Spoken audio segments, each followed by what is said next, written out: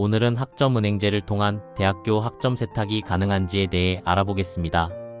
먼저 가장 중요한 건 왜 학점 세탁을 하려고 하는지인데요. 대부분의 학습자분들은 대학교 편입 또는 대학원 진학, 이 두 가지 목적 때문에 기존 대학 성적을 끌어올리고 싶어 하실 거예요. 꼭 알고 가셔야 할 기본 개념입니다. 먼저 아주 중요한 기본 내용부터 말씀드리겠습니다. 대학교 성적과 학점은행제로 받은 성적은 합산되지 않습니다. 이 개념을 기준으로 대학원 진학과 편입을 각각 나눠서 설명드리겠습니다. 대학원 진학의 경우를 알아보겠습니다. 대학원 진학을 목적으로 학점은행제를 통해 평점을 올리려는 경우 처음부터 새로 시작하지 않는 한 학점 세탁은 불가능합니다. 예를 들어 전문대를 졸업하고 학점은행제를 통해 4년제 학사를 취득한 경우 전문대 성적과 학점은행제 성적은 각각 독립적으로 존재합니다. 그래서 대학원 지원 시에는 보통 성적증명서 2장을 모두 제출하게 되고 기존 대학 성적은 공개될 수밖에 없어요. 그럼 처음부터 다시 해야 할까요? 이 질문에 대한 제 개인적인 답은 아닙니다.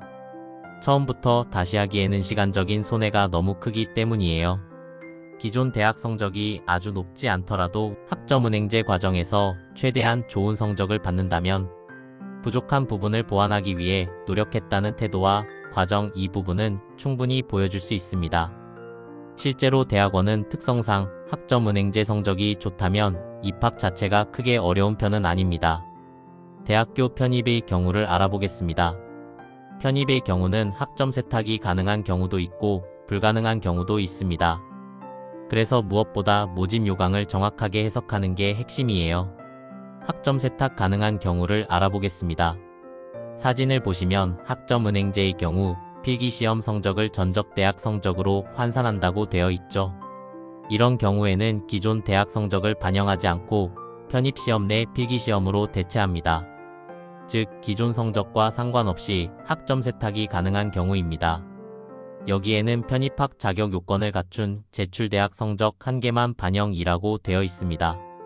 즉, 마지막 학력인 학점은행제 성적만 반영이기에 이 역시 학점 세탁이 가능한 경우입니다.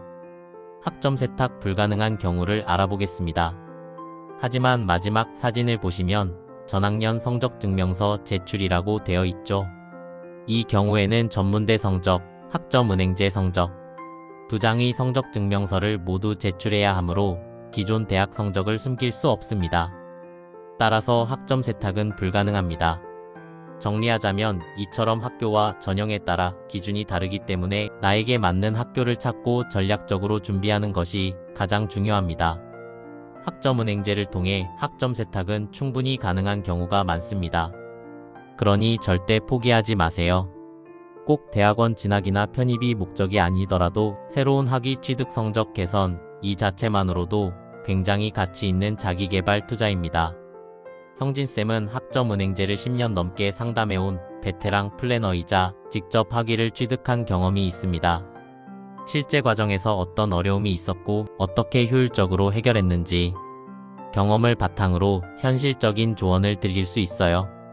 본인이 얼마나 학점이 부족한지 혹은 어떤 과목을 수강해야 빠르고 효율적으로 학위를 취득할 수 있는지 알고 싶다면 아래 더보기란을 참고하여 언제든지 문의주세요. 끝까지 시청해주셔서 감사합니다.